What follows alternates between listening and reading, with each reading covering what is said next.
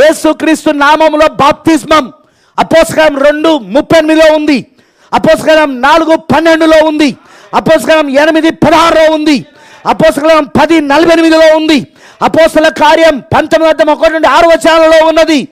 అలానే రోమీయులకు రాసిన పత్రిక 6:3 ఉన్నది.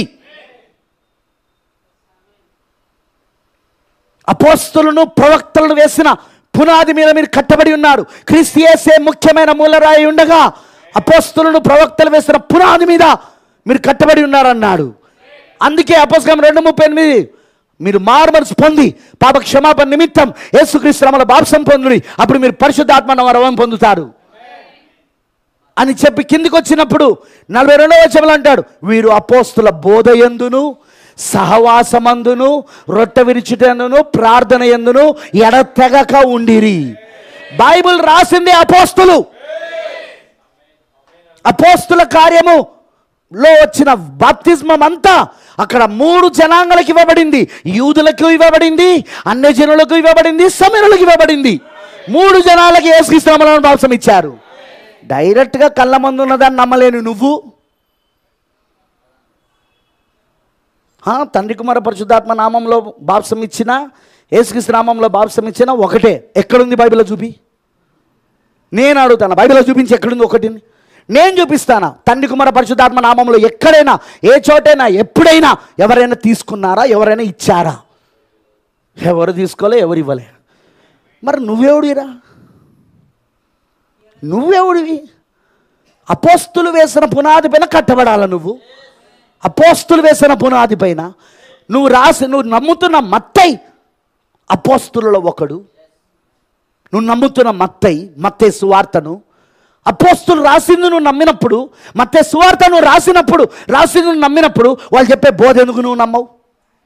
యేసు చెప్పలేదా, మీ మాట విన్నవాడే నా మాట విన్నవాడు, మిమ్మల్ని చేర్చుకున్నవాడు నన్ను చేర్చుకున్నవాడు చెప్పాడా లేదా? దానికన్నా ముందేమంటాడో తెలుసా? ఒకటి వినండి. నన్ను లోకము తృణీకరించిన సంగతి గుర్తించండి. వారు నన్ను ఏ పేర్లతో పిలిచారో అదిగో మిమ్మల్ని కూడా అలాగునే పిలుస్తారు.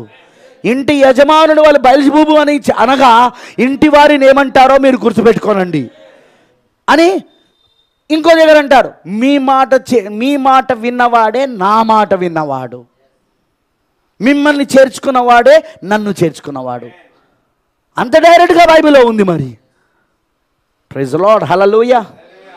అయినా బైబిల్లో డైరెక్ట్గా యేసుక్రీస్తు నామములో బాప్తిసం ఉన్నదంటేనే నమ్మని వీరు వాడంటాడు చరిత్రలో మారిందని విలియం బ్రెన్హామ్ చెప్పాడు. అవును, మరి బైబిల్లో ఉన్నది అది. మరి నీకెక్కడికి వెళ్ళి వచ్చింది? మరి ఇది తండ్రికి మన పరిశుద్ధాత్మ నామములో బాప్తిసం తీసుకోమని ఎవరు చెప్పింది నీకు?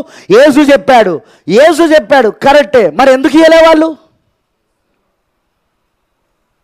వాళ్ళకి అది కరెక్ట్గా అర్థమైంది, నీకే అర్థం కాల. వాళ్ళకు అర్థమైంది తండ్రి యొక్కయు కుమారునికయు పరిశుద్ధాత్మకయు నామములో బాప్తిస్మం అన్నాడు. నామాలు కాదు, నామములో. ఆ నామమే యేసుక్రీస్తు నామము. తండ్రికి కుమారుడికి పరిశుద్ధాత్మకు ఉన్నది ఒకటే నామం. దేవుడు ఒక్కడే కాబట్టి ఒకటే నామం. ఆయన వేసిన 3 పాత్రలు అవి. అది నీకు అర్థం కావట్లే. నువ్వు సర్పసంతానం కాబట్టి అదిగో ఆ రోజు నువ్వు దేవుని కుమారుడు అని చెప్పుకుంటున్నావు అని అంటున్నాడు. ఆయన అన్నాడు, నువ్వు దేవదూషణ చేస్తున్నావు, దేవుని కుమారుడు అని చెప్పుకుంటున్నావు, అందుకే నేను రాళ్లతో కొట్టి చంపాలనుకుంటున్నాం, నువ్వు మనుషుడవై ఉండి దేవుడు అని చెప్పుకుంటున్నావు అని అంటే ఆయన అన్నాడు, వాక్యము ఎవరి యొద్దకైతే వస్తుందో వాళ్ళు దైవములని బైబిల్లో లేదా? నీ గ్రంథంలో రాయబడి లేదా? మీ లేఖనాలలో రాయబడి లేదా? నేను దైవ కుమారుడు అని చెప్పుకుంటే బాధ ఏంది? వాళ్ళకి అదే బాధ. ఈరోజు వీళ్ళకి అదే బాధ. దేవుడు ఒక్కడి అని నమ్ముతున్న వాళ్ళు ఆయన దైవ కుమారుడిగా వచ్చాడని వాళ్ళు నమ్మలే. దేవుడు ఒక్కడని నమ్ముతున్న మనము ఆయన మరలా ఆ దేవుడే దైవ కుమారుడుగా వచ్చాడంటే వీళ్ళు నమ్ముతలేరు. శాస్త్రులు, పరిసయ్యులు, సద్దుకేయులు నమ్మందే ఈరోజు డినామినేషన్స్ నమ్ముతలేవు. సేమ్ స్పిరిట్స్, అవే ఆత్మలు. మనుషులు చచ్చారు కానీ వాళ్ళ ఆత్మలు చావలే. ఎందుకంటే ఒక ఆత్మ చావదు. కానీ గుర్తుపెట్టుకోండి, ఇది పోరాటం. ఈ పోరాటంలో నిలబడక తప్పదు. బైబిల్ చెప్తున్నట్టు మనం వాద ప్రతివాదనలు ఎవరితో పెట్టుకోం, కానీ తప్పును తప్పని చెప్తాం, సత్యమును సత్యమని చెప్తాం. సత్యమునకు విరోధంగా వచ్చే ఏ బోధనైనా దాన్ని ఖండించి తీరుతాం. వాడంటారు రా మాట్లాడుకుందాం, చర్చా వేదిక పెట్టుకుందాం, డిబేట్ చేసుకుందాం. మేము రాం, ఎందుకంటే బైబిల్ అంటుంది వ్యర్థమైన వాదనలు పెట్టుకోవద్దని బైబిల్ చెప్తా ఉన్నది. నీతో వాదించినా, నీకు సత్యం చెప్పినా నువ్వు నమ్మవు. డైరెక్ట్గా నీ కళ్ళ ముందటనే ఉన్నది యేసుక్రీస్తు బాప్సం. దాన్నే నమ్మలేని నువ్వు బాప్తిజమం తండ్రి కుమార పరిశుద్ధాత్మ నామములో ఎవరికి ఇవ్వలే. ఎందుకంటే అది బిరుదు కాదు కాబట్టే ఇవ్వలే, అది బిరుదులు కాబట్టే ఇవ్వలే, అది నామం కాదు కాబట్టే ఇవ్వలే, అది బిరుదులు కాబట్టే ఇవ్వలే. అవి తండ్రి అనేది బిరుదు కాదా? అపవాదికి కూడా బిరుదు ఉన్నదని మీకు తెలుసా? అపవాదికి తండ్రి అనే బిరుదు లేదా? అయ్యో, అపవాదికి కుమారుడు అనే బిరుదు లేదా? ఎవడు? నాశన పుత్రుడు, నాశన కుమారుడు, లూసిఫర్ కాదా వాడు? కుమారుడు అనే బిరుదు లేదా? ఇక పరిశుద్ధాత్మ అంటావా? పరిశుద్ధాత్మ వలె వెలుగుదూతగా వేషం వేసుకొని వాడు వస్తున్నాడని పౌలు గారు రాయలేదా? పరిశుద్ధాత్మ అనే పేరుతో వెలుగుదూతగా వాడు ఈరోజు వస్తున్నాడని పౌలు గారు రాయలేదా? అపవాది కూడా లేవా అవి? తండ్రి కుమార పరిశుద్ధాత్మ అనేది ఈరోజు అపవాది చేయలేడా? కానీ యేసుక్రీస్తు అనేది అపవాది చేయలేడు. ఎందుకంటే ఒక వ్యక్తి యేసే క్రీస్తుని నమ్మాలంటే అతను పరిశుద్ధాత్మ ద్వారా తప్ప వాడు నమ్మలేడని పౌలు గారు రాశాడు. పరిశుద్ధాత్మ ద్వారా తప్ప ఎవడును యేసే క్రీస్తుని నమ్మలేడు అన్నాడు ఆయన. ఏంటి పరిశుద్ధాత్మ?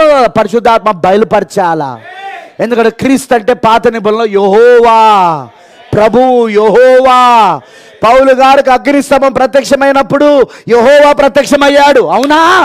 నువ్వు ఎవరో ప్రభు అంటే అప్పుడు ఆయన నువ్వు హింసించుచున్న యేసుని, క్రీస్తునలేదు యేసుని. ఎందుకు? పౌలుకు చెప్పడానికి, అరే బాబు నువ్వు నమ్మే క్రీస్తు, నువ్వు నమ్మే యెహోవా నేనేరా బాబు, యేసుగా వచ్చానని చెప్పాడు ఆయన అక్కడ. మరి వీళ్ళు నమ్మగలరా ఈరోజు సంఘశాఖలు? ఈరోజు నమ్మగలరా ఈరోజు సంఘశాఖలు యేసే క్రీస్తుని, యేసే యెహోవాని, త్రిత్వం త్రియేకాన్ని మాట్లాడే వాళ్ళందరూ బైబిల్లో లేని పదాల కోసం కొట్లాడుతాను. బైబిల్ బైబిల్ బైబిల్ అంటానుగా, అదే బైబిల్లో చూపించి చూద్దాం 66 పుస్తకాలలో.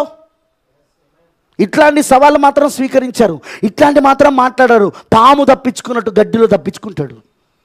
పాము ఎలా గడ్డిలో అది పోతే ఇక మనకి ఎలా దొరకదో అలా తప్పించుకుంటారు వీళ్ళు. తప్పించుకొని అపోస్తల బోధ అని తప్పంటావా? యేసుక్రీస్తు బాప్తిసం అపోస్తల బోధ, దాన్ని తప్పంటావా? అది దుర్బోధ అంటావా? ఎంత ధైర్యం! దేవుడు ఒక్కడే అనేది ప్రవక్తలు అపోస్తలు చెప్పిన బోధ, దాన్ని దుర్బోధ అంటావా? అంత ధైర్యము ఈరోజు అపవాది వీళ్ళకి ఇవ్వడానికి కారణం ఏంటంటే వాని లోకంలోనే ఉన్నారు ఇప్పుడు వాళ్ళు. ఇది సాతాను ఏదోనిది, పట్టుకున్నారా మీరు? ఇది సాతాను ఏదోనై ఉన్నది ఇది. అందుకే ఈ విధంగా జరుగుతూ ఉన్నది ఈ రోజున. కానీ గుర్తుపెట్టుకోనండి, మనం దేనికి భయపడొద్దని ఉంది బైబిల్లో. హల్లెలూయా. ఏ విషయములోనూ ఎదురించి వారికి బెదరక అందరూ ఒక్క భావముతో సువార్త. ఏం సువార్త? మేము మీకు ప్రకటించిన సువార్త గాక మరొక సువార్త మేమైనను లేదా పరలోకము నుండి వచ్చిన దూతైనను ప్రకటించిన ఎడలా వాడు శాపగ్రస్తుడు. అపోస్తులు ఇచ్చిన సువార్త, అపోస్తుల బోధ, ఆమేనంటారా? కాబట్టి ఇక్కడ అంటున్నాడు చూడు, సువార్త విశ్వాస పక్షమున పోరాడుచు ఏక మనసు గలవారై నిలుచున్నారని నేను మిమ్మల్ని గురించి వినులాగున మీరు క్రీస్తు సువార్తకు తగినట్టుగా ప్రవర్తించుడి. బైబిల్ వ్యర్థమైన వాదనలు చేద్దంటుంది, ప్రవక్త వ్యర్థమైన వాదనలకు వెళ్ళొద్దన్నాడు. ఆయన కూడా చెప్పాడు నో డిబేట్స్. డిబేట్స్ ద్వారా నువ్వు ఎక్కడికి వెళ్ళలేవు, ఎవరిని ఒప్పించలేవు. Debates waste. ఒక వ్యక్తి రక్షించబడాలంటే అతనికి పరిశుద్ధాత్మ బయలుపరచుకోవాలా, అతని ఏర్పాట్లో ఎన్నికలో ఉండాలా, దేవుని చేత పిలువబడాలా. అప్పుడు అతనికి దేవుడు ఆ తండ్రి ఆకర్షించాలా అతన్ని. అతను గొర్రెై ఉండాలా, దేవుని స్వరము వినగలిగిన గొర్రెై ఉండాలా, దేవుని గొర్రెై ఉండాలా. అప్పుడే అతనికి దేవుడు బయలుపరచుకొని అతన్ని రక్షిస్తాడన్నాడు.